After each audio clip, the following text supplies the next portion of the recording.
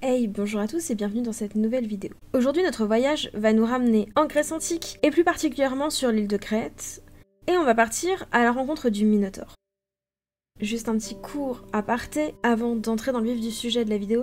Je sais qu'à l'origine, il y a 2 semaines, j'avais dit que je ferais une vidéo qui continuerait sur la lignée de la Première Guerre mondiale. Malheureusement, pour faire ça bien, il me faut énormément de travail, de recherche, et avec mon boulot actuel, j'ai pas assez de temps pour pouvoir faire une vidéo de qualité sur le sujet. Du coup, je vais mettre ce travail-là en pause. J'y reviendrai un peu plus tard, notamment je pense début 2022. En attendant, je vais reprendre quelques vidéos qui m'inspirent un peu plus et qui me prennent moins de temps de recherche, comme notamment les vidéos sur la mythologie grecque, en espérant ainsi pouvoir continuer à tenir le rythme de une vidéo toutes les 2 semaines jusqu'à la fin de l'année et accessoirement la fin de mon contrat qui me prend énormément de temps en ce moment. J'espère que vous m'en voudrez pas trop et puis allez, on retourne à la vidéo. Vous êtes prêts ? C'est parti! La Crète, en Grèce antique, aux alentours du 2e millénaire avant Jésus-Christ. Une fois de plus, Athènes est contrainte d'envoyer 7 jeunes hommes et 7 jeunes femmes en Crète afin de payer sa dette à Minos et de nourrir le Minotaure. Un homme volontaire se cache parmi ces jeunes femmes et ces jeunes hommes avec l'idée de libérer Athènes de ce monstre et de ce tribut.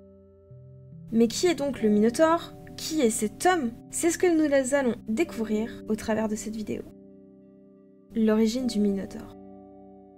On est en Crète, et un roi, Minos, veut montrer à son peuple à quel point il est important aux yeux des dieux du fait de son origine. En effet, Minos est le fils de Zeus et d'Europe. Ce dernier demande donc à Poséidon de faire surgir de la mer un superbe taureau que Minos lui sacrifiera. Poséidon accède à sa requête et lui envoie un magnifique taureau blanc. Cependant, Minos trouve le taureau beaucoup trop beau et il décide de le garder pour lui et de le cacher au sein de son troupeau. Il doit toujours sacrifier une bête pour Poséidon, pour le remercier, et du coup il décide d'essayer de tromper Poséidon en lui sacrifiant un autre taureau blanc. Malheureusement, cela ne plaît pas à Poséidon. Les dieux en général savent tout et n'aiment pas être trompés. On ne trompe pas Poséidon aussi facilement, et surtout pas impunément. Le magnifique taureau blanc va, sous l'impulsion du dieu de la mer, devenir fou et enragé. Il dévaste alors les terres crétoises. Mais ce n'est pas tout. En effet, Poséidon va insuffler à Pasiphaë, la femme de Minos, un amour passionnel pour le taureau blanc. Pasiphaë, rongée par cette passion, va trouver Dédale et lui demande de lui venir en aide. Après avoir discuté avec Pasiphaë, ce dernier lui construit une vache en bois dans laquelle la jeune femme pourra se cacher afin de s'accoupler avec le taureau. Le taureau, attiré par cette supercherie, va s'accoupler avec Pasiphaë. Et de cette union contre nature, Pasiphaë aura un enfant. Cet enfant a un nom, Astérion ou Astérios selon les textes, et il a une petite particularité. En effet, ce dernier est né avec une tête de taureau et un corps d'être humain, le Minotaure est né. Suite à la naissance d'Astérion, Minos consulte l'oracle de Delphes. Et suite au dire de l'oracle, Minos décide de mandater Dédale afin de construire un palais dont l'agencement des pièces et des couloirs sera si complexe qu'il sera impossible pour quiconque d'en sortir. Ce palais, c'est ce qu'on va appeler le labyrinthe. Une fois la construction du labyrinthe achevée, Astérion y est enfermé, pour la simple et bonne raison qu'il serait devenu trop féroce et trop dangereux pour le reste de l'île. De plus, il semble que le Minotaure se nourrisse de chair humaine. Afin de nourrir Astérion, Minos, qui a vaincu, si on peut dire ça comme ça, les Athéniens, les condamne à un tribut. Ces derniers devront tous les 7 ans, ou tous les 9, ou tous les ans selon les auteurs, envoyer en Crète 7 jeunes hommes et 7 jeunes filles. Ces derniers seront condamnés à mourir, soit dévorés par Astérion dans le labyrinthe, ou alors ils finiront juste par dépérir, perdus dans les couloirs créés par Dédale. Athènes, 2e millénaire avant Jésus-Christ. Pour la 3e fois consécutive, la cité doit envoyer son tribut à Minos. La tristesse et la détresse s'est emparée des parents athéniens, dont les enfants sont en âge de pouvoir être tirés au sort pour partir en Crète. Au même moment, un homme nouvellement arrivé à Athènes se porte volontaire pour faire partie du tribut. Il s'agit de Thésée.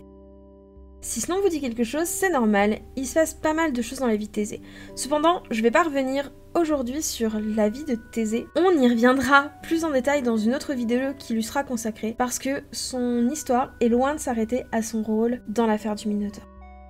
Thésée embarque donc sur le bateau pour la Crète, et ce contre l'avis de son père, Égée, qui lui voudrait que Thésée reste à Athènes. L'objectif de Thésée est simple.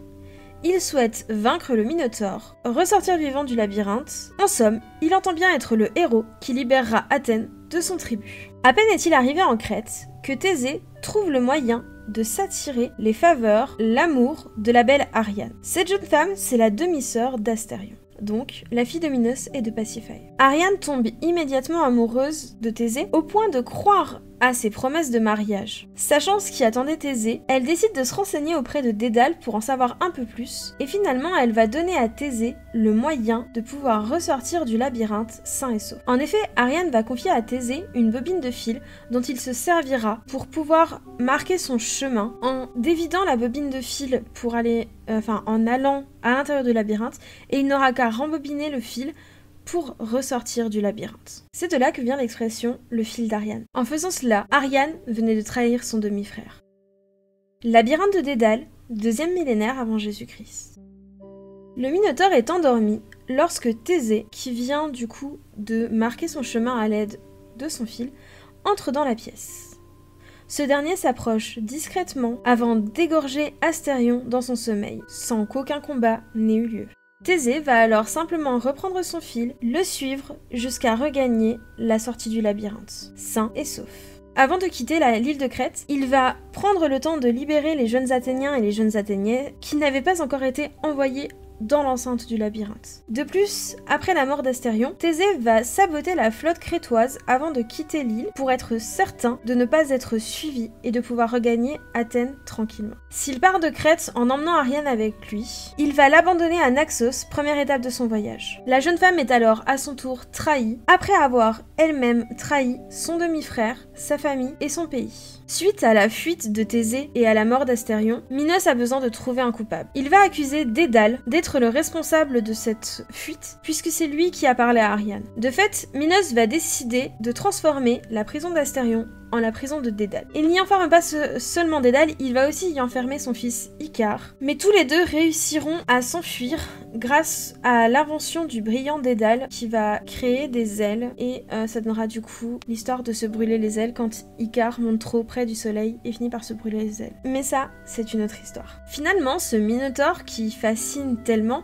n'est presque qu'une victime dans l'histoire. Et ce, même dès son origine. Puisqu'en effet, il n'est que la conséquence de la vengeance d'un dieu vexé d'avoir été roulé, trompé par Minos. Il est très rapidement isolé du reste du monde, il est dépeint comme un monstre, et c'est lui qui au final est tué, parce que Minos a fait de lui un moyen de pression, un instrument de vengeance, suite à la mort de son fils Androgée. Et au final, on ne retient que très peu de choses du Minotaure. La représentation du Minotaure.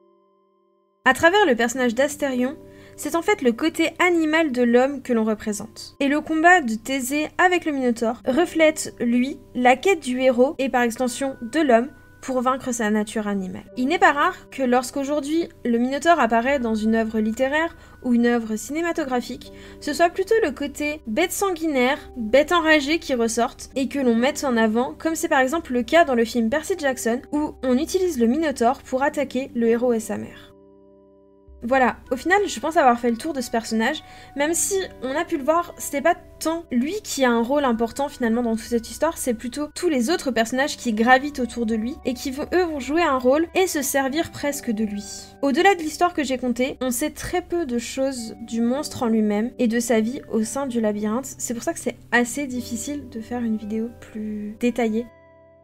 En attendant, moi j'espère que cette vidéo vous a plu et qu'elle a été assez complète pour vous. Si vous avez des questions, n'hésitez pas à les poser en commentaire, j'essaierai d'y répondre du mieux que je peux. Si cette vidéo vous a plu, n'hésitez pas à la liker, laisser un commentaire. Et plus en général, si mon contenu vous plaît, n'hésitez pas à vous abonner et à activer la petite cloche pour ne pas rater les prochaines vidéos. Et puis moi ça permet que vous me montriez votre soutien et que j'ai un petit peu plus de visibilité. Sur ce, on se retrouve dans 2 semaines. Je vous souhaite une bonne soirée ou une bonne journée. Je vous dis à très bientôt. Ciao ciao.